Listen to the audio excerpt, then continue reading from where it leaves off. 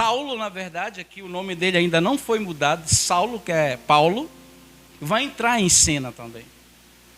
Aqui no capítulo 8 a gente vai ver que os irmãos vão enterrar Estevão, vão chorar por ele, e vai se levantar Filipe em Samaria, e o apóstolo Paulo está começando a perseguir a igreja.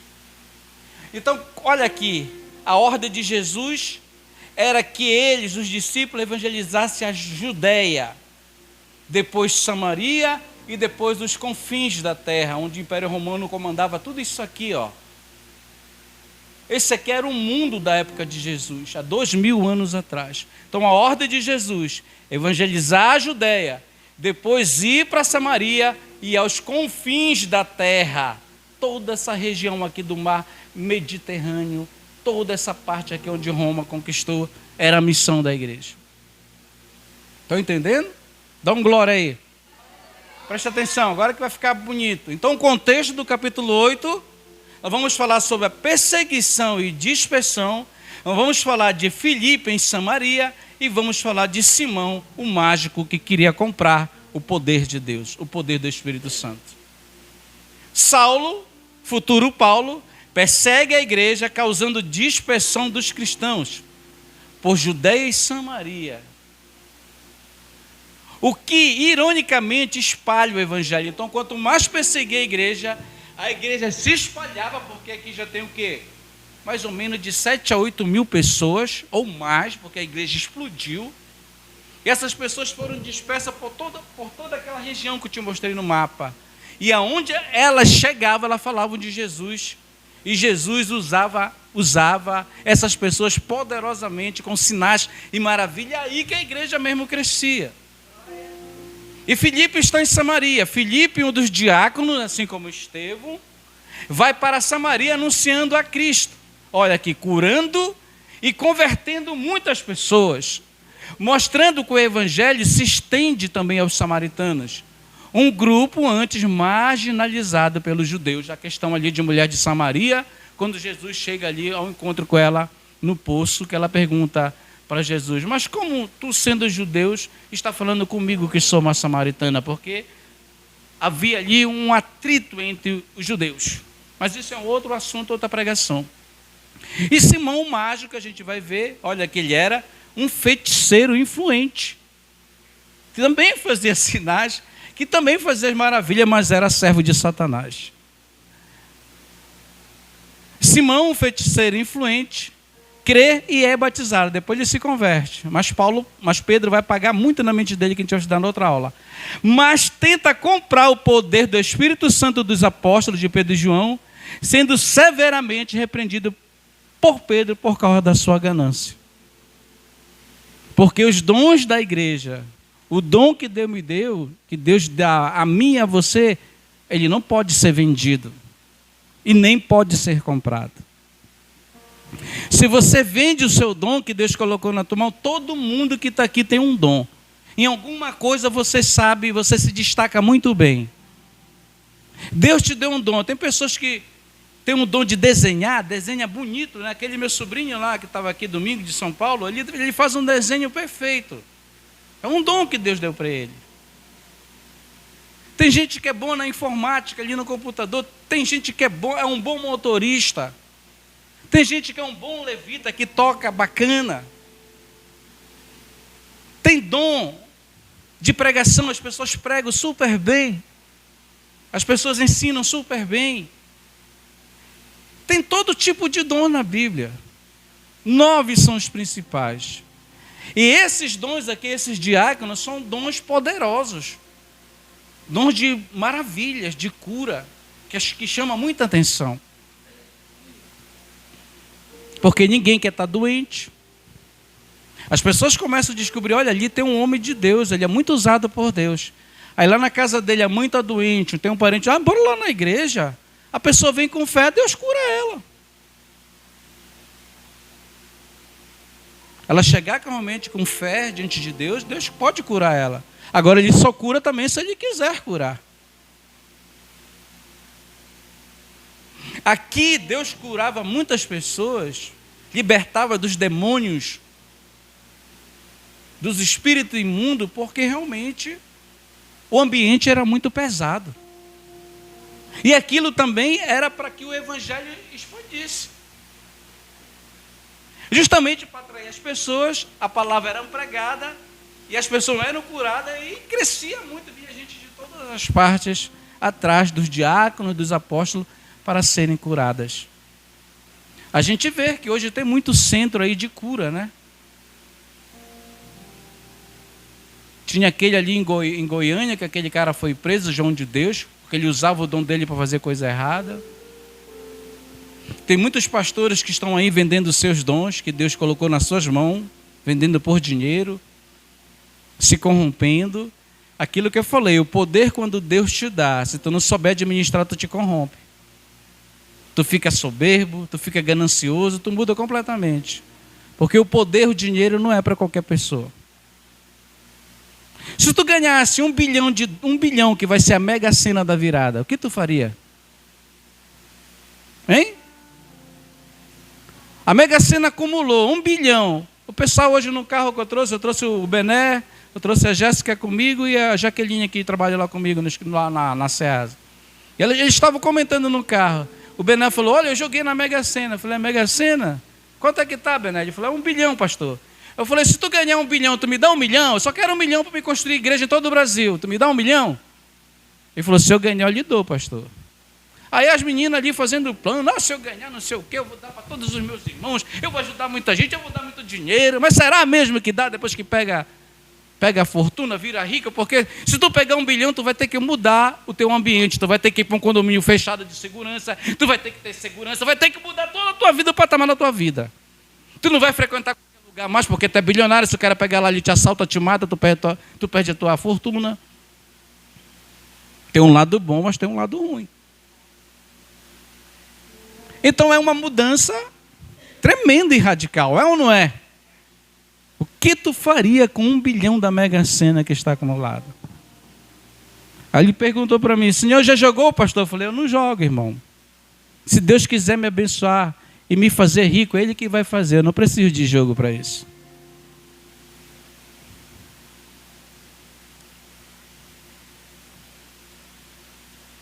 É assim que funciona, querido. Então vamos lá para o texto. Vai ser rapidinho, tá bom? Olha aqui.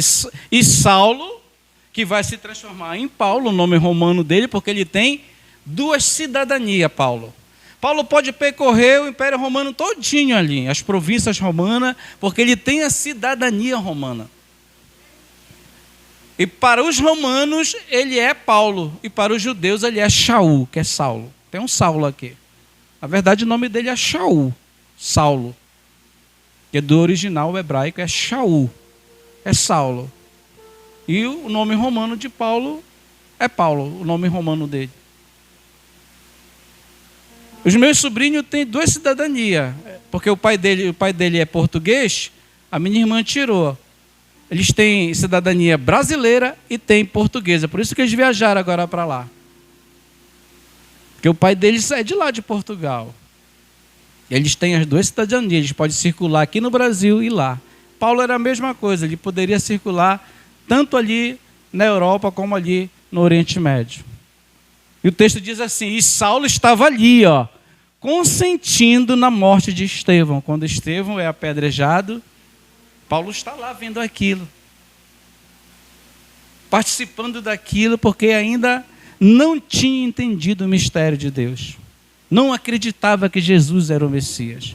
Então ele trabalhava para a nata, para os sumos sacerdotes, para a classe alta ali religiosa de Jerusalém. Por isso que ele estudava ali na maior faculdade da época, que era a faculdade de Gamaliel. Um dos homens mais sábios da época. Naquela ocasião, desencadeou-se grande perseguição contra a igreja em Jerusalém. Olha só. A igreja começou a crescer, mataram logo Estevão, que foi o primeiro mártir da igreja, e agora Filipe vai ser usado lá em Samaria, e a perseguição, o Império Romano vai começar a perseguir, prender, Paulo também está perseguindo, prendendo as pessoas. Olha o contexto, todos, exceto os apóstolos, 12, foram dispersos para as regiões da Judéia e de Samaria. Então a igreja, a perseguição fez lá se espalhar por todo o território. Alguns homens piedosos sepultaram Estevão e fizeram por ele grande lamentação, porque ele era um homem muito usado por Deus. Foi um homem que ajudou muitas pessoas, fez o bem, não se envergonhou do seu chamado. E quando apedrejaram ele, ainda teve a grandeza de dizer: Pai, não impute isso a eles, porque eles não sabem o que estão fazendo. Então era um homem muito respeitado, por isso que as pessoas lamentaram a sua morte, a perda daquele homem que era usado por Deus naquela comunidade que estava crescendo. Olha aqui, Saulo, que é Paulo, por sua vez, olha que Paulo era, que figura ele era, hein? Saulo, por sua vez, devastava a igreja, querida. Já pensou que é isso? Olha o que ele fazia, Saulo. Indo de casa em casa, arrastava homens e mulheres e os lançava na prisão. Você já pensou que é isso? Ele chegava lá com os sumos sacerdotes, e o sumo sacerdote: Paulo, vai lá acabar essa rebelião. Ele pegava os soldados, o pessoal, e ia para lá. E saía caçando, querido, onde é que os caras estavam escondidos. Porque as pessoas se escondiam em caverna, nas casas, né? A igreja era nas casas e também nas cavernas escondidas. E Paulo ia atrás, querido. E quando ele chegava lá, ele via crianças, mulheres, qualquer pessoa ali que tivesse escondido, meu irmão, eles pegavam e arrastavam as pessoas. Já pensou que é isso? Olha, o texto está dizendo: devastava a igreja, indo de casa em casa, arrastava homens e mulheres e os lançava. Meu irmão, ele não teve dor nem das mulheres, querido. Se fosse pelo menos homens, né? Mas as mulheres, querida, arrastava para a prisão.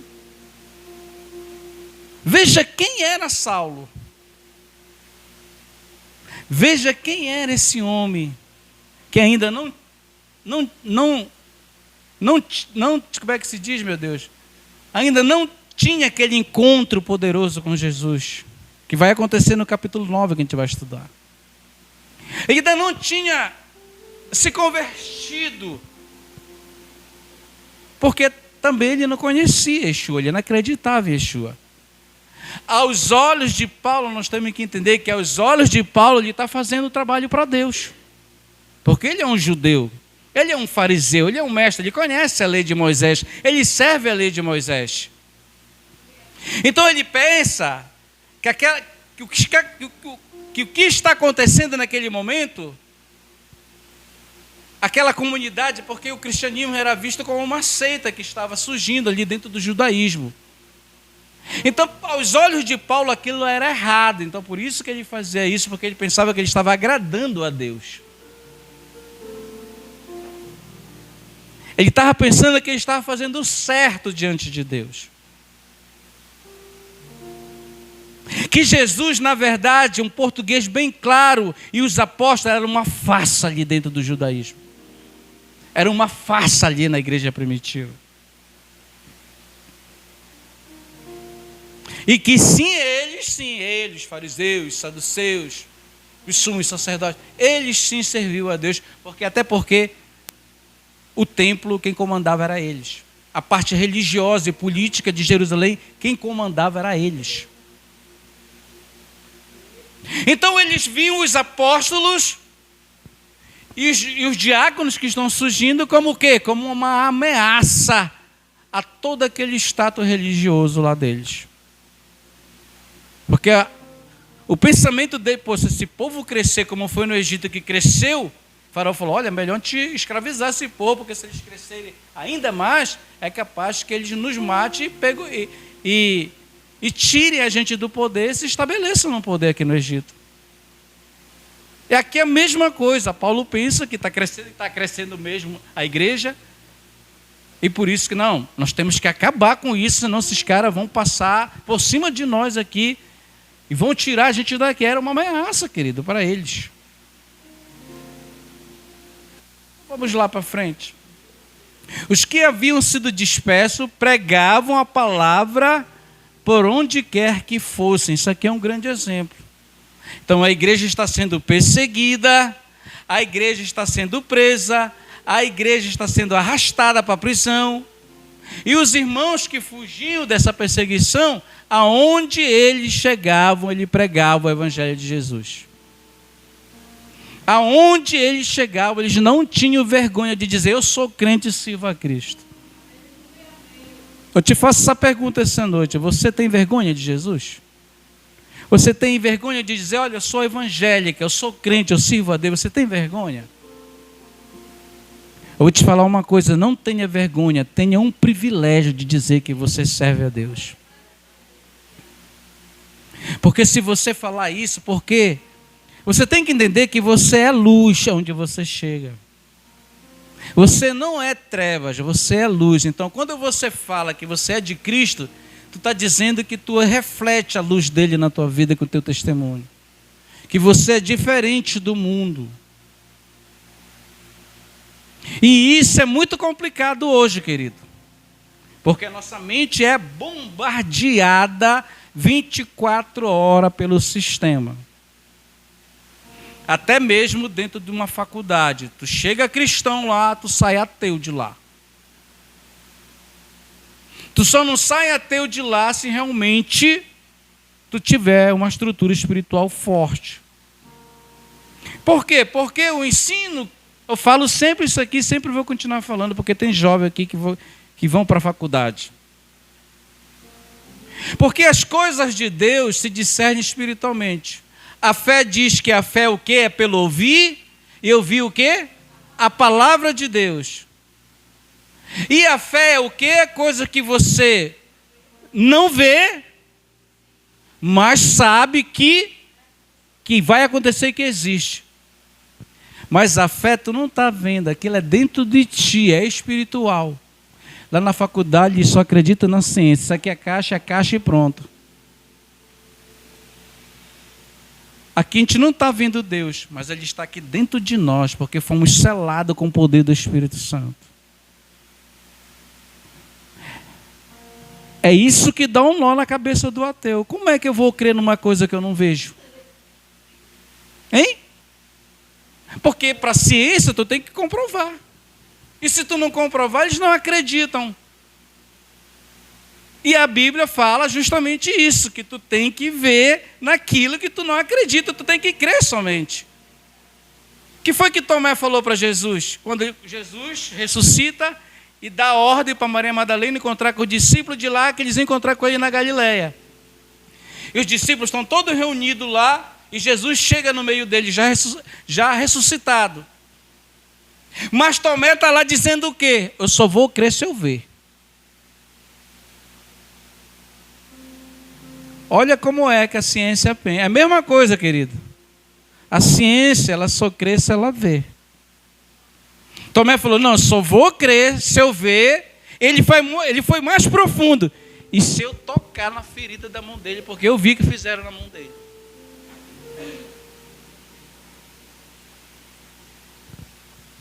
Ele falou isso para os discípulos antes de Jesus chegar.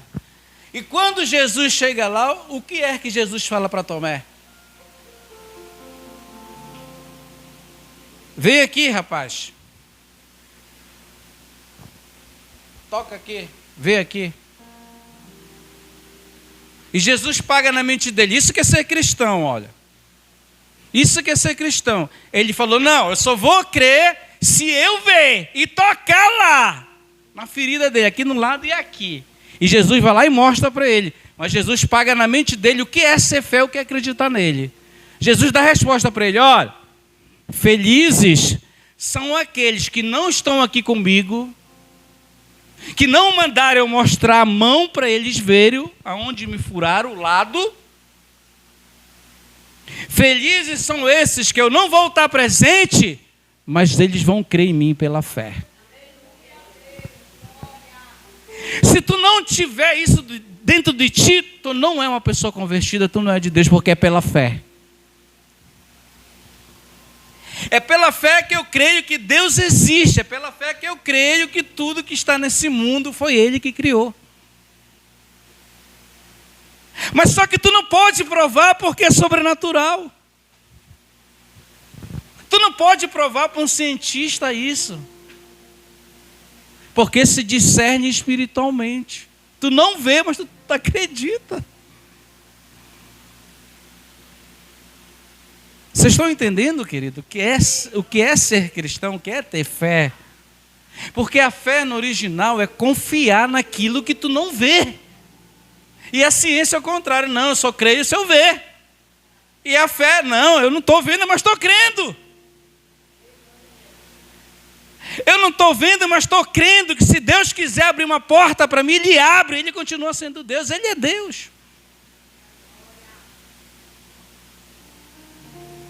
Eu não preciso de mediador, querido. Só basta eu ter fé no Filho de Deus. Estão entendendo? Que haviam sido dispersos, pregavam a palavra por onde quer que fossem, indo Filipe para uma cidade de Samaria, ali lhe anunciava o Cristo. Quando a multidão ouviu Filipe e viu os sinais miraculosos que ele realizava, deu unânime atenção ao que ele dizia. Ele era muito usado por Deus, assim como Estevão. Cheio do Espírito, querido. Cheio de Deus. E ali fazendo a obra de Deus, de libertação. Aqui a gente vê que o chamado dele é de libertação. Culto de libertação, o pastor tem que jejuar muito. Por quê? Porque quando chegar as pessoas carregadas lá, ele estender a mão, os demônios batem em retirada. Porque se o pastor não tiver em jejum, não tiver em oração, o demônio vai envergonhar ele, vai bater nele. Eu fui numa vigília que o demônio manifestou numa jovem, que ela saiu, meu irmão, dando soco em todo mundo. Era pum, pum. Foi uns 5 para agarrar aquela jovem ali e repreender o nome de Jesus para ver se saiu o demônio. Aí veio o pastor de lá, estendeu a mão nela, pronto, ela ficou lá jogada lá.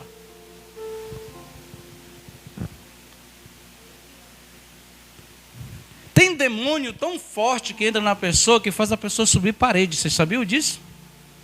Vocês já viram? Tem na internet, pode pesquisar. A pessoa subindo na parede igual taracanga. Lá na África, os bruxos, eles saem, eles flutuam, eles ficam bem aqui em pé. O pé deles batem aqui, eles ficam, os bruxos na África. Aí para a pessoa ir para um campo de batalha dessa, ela tem que estar muito cheia de Deus. Você não vai pegar a tapa do diabo. Aqui a gente tem o terreiro de Macumba aí, ó. Aí na frente. Eles batem tambor direto aí. E a gente está aqui metendo palavra no rabo deles. Entendeu? Palavra neles, meu irmão. Palavra neles, é direto palavra aí no couro desse povo aí. Ou eles se convertem e vão levar o farelo, porque onde a luz está, as trevas não prevalecem. A verdade é essa, querido. Olha aqui, olha o poder do Evangelho. Eu estou mentindo, olha.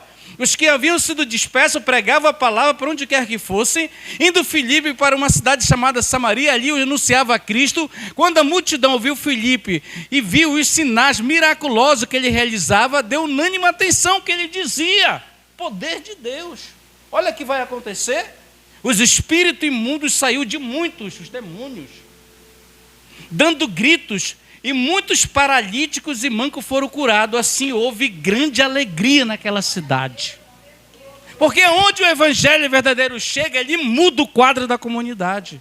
Ele cura as pessoas, ele levanta a família, ele tira o espírito imundo, as pessoas são libertas. É o poder do evangelho, é o poder da palavra.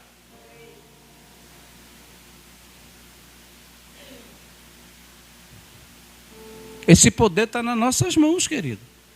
Na minha mão e na sua mão. Basta só a gente orar, se colocar na posição com Deus. Você quer ser usado por Deus? Se coloque na posição com Deus, que você vai ser tremendamente usado por Deus. Já vamos terminar. Olha, um homem chamado Simão, que não entendia o mundo espiritual, isso aqui é muito interessante, querido. Era um feiticeiro esse rapaz aqui. Ele viu o que Filipe estava fazendo, ele também fazia, só que ele não conhecia o mistério de Deus. Aqui é uma grande prova. Por que tem aquilo lá, as pessoas vão lá? Porque elas creem que lá os espíritos falam, que os mortos falam, por isso que as pessoas vão com os médiuns, no espiritismo, porque crê que a pessoa fala. E a Bíblia diz que depois que morre só o juízo. Não é as pessoas que falam, é o espírito de demônio que vai lá e imita a pessoa. Entendeu? Aí a pessoa vai lá, faz o trabalho e coloca o despacho lá. O despacho que você vê nas estradas, isso são oferendas a espíritos imundos, a demônios. Então se você invoca eles, ele vai lá e te faz o mal. Ou te abençoa, só que tu vai para o inferno. Deus não, te abençoa, te liberta e te dá vida eterna. O diabo vai lá te abençoar. Ele é imitador de Deus. Eu preguei domingo aqui, que tudo ele imita de Deus. Ele vai lá. O que é que nós estamos aqui fazendo? Nós já adoramos o Senhor, já prestamos nosso louvor a Ele. Agora é o momento da palavra. Aí a pessoa vai lá no outro sistema, é a mesma coisa. Tu vai lá, bate o negócio, vai lá, roda. Tu está invocando. Aí tu vai e coloca o despacho na estrada. E a pessoa que é fraca, não conhece as coisas de Deus, vai lá e faz a maldade para o outro. Eles colocam lá na beira da estrada porque tem espírito imundo nas florestas. É cheio de demônios por aí, querido, no mundo espiritual. Eu vou montar esse estudo, ele é muito forte aqui sobre os espíritos imundos. Venha trazer aqui, quando a gente acabar esse livro de Atos, eu vou passar uma série só sobre isso. Vai ser uma série só sobre angelologia, que vai falar só sobre isso, querida. Você vai aprender muita coisa que você não sabe do mundo espiritual. E quando a gente vai para essa parte de falar dessas coisas, meu irmão, se levanta muita luta, o diabo não quer, ele faz quebrar ventilador, ele faz tudo, ele fica furioso. Existe uma guerra forte, queridos. Olha aí, o homem chamado Simão vinha praticando feitiçaria, olha. Durante algum tempo naquela cidade, acabou com ele. O evangelho chegou lá, acabou com tudo o comércio dele, querido. Ó, durante algum tempo naquela cidade, impressionado, todo o povo de Samaria, ele se dizia muito importante. E todo o povo, do mais simples, do mais rico, iam para lá, iam lá com o mágico fazia as tretas dele lá, enganava o povo, ganhava dinheiro. Tu sabe que esses caras vão assim, né? Porque no meio da mágica tem muito 7-1. No ilusionismo, né, tem muito 7-1. Já assistiram aquele filme, o Truque de Mestre? Fala tudo sobre isso aí. Olha aqui, ele se dizia muito importante, todo o povo, do mais simples, o mais rico, dava-lhe atenção exclamando, este homem, o poder divino conhecido como o grande poder, ele era conhecido na região. Aí Filipe chega lá, cheio do Espírito Santo, acaba com a festa dele. E eles o seguiam, pois ele havia iludido, é o que eles fazem, ó. Os falsos profetas, os falsos mestres, com sua mágica durante muito tempo, aquela região, aquelas pessoas. Jesus mandou lá para expulsar o feiticeiro, querido. Porque onde Jesus chega, a palavra chega, eles têm que bater em retirada. As trevas nunca vão prevalecer contra a luz do Senhor. Há uma luz muito grande sobre a nossa vida, querida. Por isso que o nosso rosto é bonito. Pega uma foto tua quando tu estava lá no mundo. Eu estava olhando as minhas fotos quando eu estava lá no mundo. Eu falei, meu Deus, era assim mesmo. A aparência, sabe? Muito diferente da agora. A gente vê que a nossa pele está mais bonita. Mais cuidada. Era uma pele assim cansativa, um olhar diferente. Pega uma foto tua quando tu não era crente. Hein? Olhar triste, vazio. Só capa, entendeu? Querido, isso aqui é tremendo. Então esse homem ele era conhecido nessa região como um grande mágico. Ele o seguiu, pois ele havia iludido com sua mágica durante muito tempo. No entanto, quando Filipe lhes pregou as boas novas, a palavra, olha onde a palavra chega. Filipe lhes pregou as boas novas do reino de Deus e do nome do Senhor Jesus Cristo, creram nele e foram batizados tanto homens como mulheres naquela região. Até o próprio Simão vai se converter, entre aspas. Ele vai pegar muita lambada no couro depois de Pedro. Já vamos terminar. O último versículo de hoje. Até o 13 hoje. Até aqui. O próprio Simão também creu.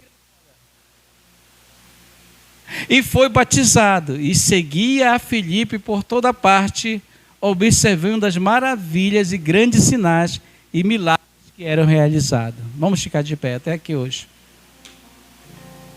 É muito interessante que a gente vai estudar noutra aula, porque aqui ele se converteu e foi batizado. Mas a gente vai ver lá na frente que ele vai querer comprar o dom. Pode pegar, que ele vai querer comprar as coisas de Deus. E Pedro vai repreender ele grandemente. Amém? Vamos ficar de pé, queridos, tá? A oração para a gente tomar nossa sopinha aí, tá?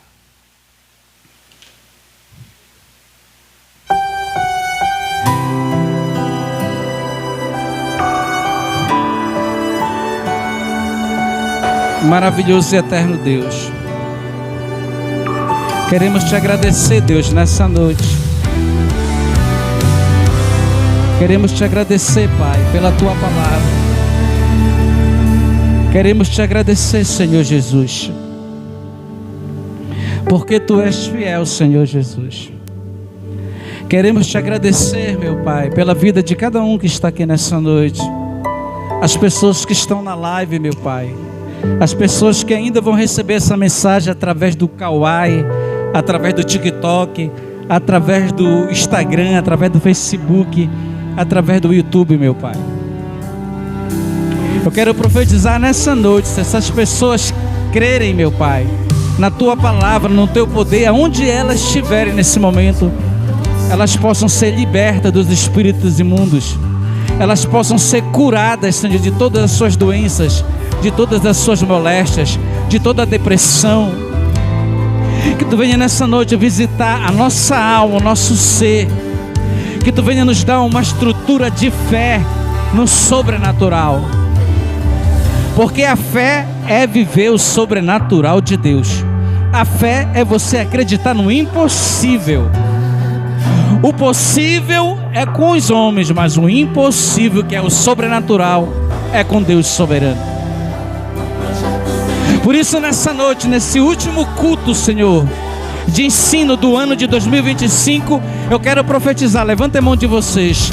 Eu quero profetizar, meu Pai, uma unção dobrada do Teu Espírito sobre a nossa casa, sobre a nossa família. Eu quero profetizar nessa noite que Tu venha, Senhor, domar o nosso coração. Que Tu venha, Senhor, encher os nossos corações de alegria, de gozo em Te servir. E que as barreiras do mundo, e que os conflitos na nossa mente, meu Pai, os nossos desejos carnais, eles possam ser eliminados pelo poder da Tua palavra, pelo poder do Teu Espírito Santo. E que possamos olhar para Ti, autor e consumador da nossa fé, da nossa casa, da nossa família. Por isso, nessa noite, meus amados irmãos, você pode ser sim usado por Deus. Você pode ser sim usada por Deus quando você louva, quando você prega, quando você faz algo para o reino do Senhor.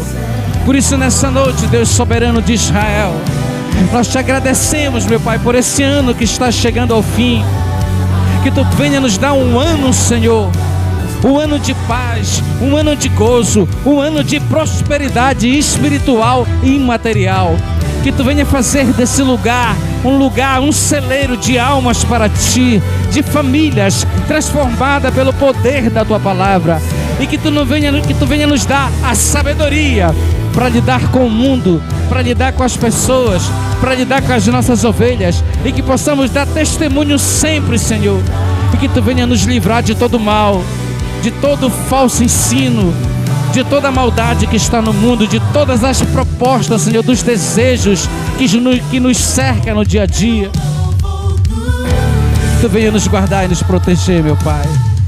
Eu Te agradeço, Senhor, por esse ano que passou, todos os nossos eventos, tudo que nós fizemos nesse lugar, nesse ano de 2025, tudo Tu honraste, Senhor. Tu nos honraste nesse lugar, em todos os nossos propósitos, em todos os nossos votos. Agora nós vamos subir mais um patamar, que é a construção dessa casa para a glória do Teu nome. Que Tu venha preparar aquele ambiente ali na casa da irmã Raquel, Senhor. Que tu venha, Senhor, preparar aquele lugar para receber, Senhor, a igreja ali a partir do dia 11 de janeiro. Prepara o ambiente para ali, para que possamos te adorar, para que a tua igreja não venha parar. Aqui vai estar em construção, Senhor, de um novo templo, um novo ciclo nessa casa de oração. Que tu venha enviar de perto de longe os obreiros, as obreiras, as pessoas comprometidas com o teu reino, as pessoas cheias do teu Espírito Santo. E que tu venha guardar os nossos jovens que estão aqui, as nossas crianças, todas as famílias que estão aqui conosco. Eu quero profetizar um ano maravilhoso na presença de Deus para todos vocês que estão aqui. Que Deus venha guardar a tua casa, que Deus venha guardar a tua família, que Deus venha guardar os teus filhos, que Deus venha guardar tudo aquilo que você tem colocado diante do Senhor Jesus. O Deus soberano de Israel, o Deus que não mudou, que continua o mesmo hoje e sempre será eternamente Deus. Nos leve em paz, meu Pai, nessa noite a nossos lares. Abençoa aqueles que não puderem estar aqui, aqueles que viajaram, que vão passar o ano novo fora. Que tu venha, Senhor, nos dar um ano de paz, de gozo, de esperança, debaixo da poderosa mão, debaixo da tua poderosa mão. E que tu venha nos livrar de todo mal. Eleva os meus olhos para os montes, de onde me vem o meu socorro. O meu socorro vem do Senhor que fez o céu e a terra. Ele não permitirá que os nossos pés vacilem. É certo que não dormita e nem dorme o guarda de Israel. De dia não te molestará o sol e nem de noite a lua. O Senhor te guardará de todo mal. O Senhor guardará a tua alma. O Senhor guardará a tua casa. O Senhor guardará a tua família. O Senhor guardará os teus sonhos. O Senhor guardará os teus projetos. O Senhor guardará a tua vida espiritual se tu creres. Senhor, guarda a nossa saída e a nossa entrada desde agora para todo sempre. Amém. Salmo 121. Que a graça de nosso Deus e Salvador Jesus Cristo, o amor de Deus o nosso Pai, a comunhão com o Espírito Santo seja com todos. E todos digam aí, bate palma para Jesus, te alegra. E até terça-feira que vem. A gente vai ficar anunciando aos nossos irmãos, tá? Obrigado, Deus abençoe a todos.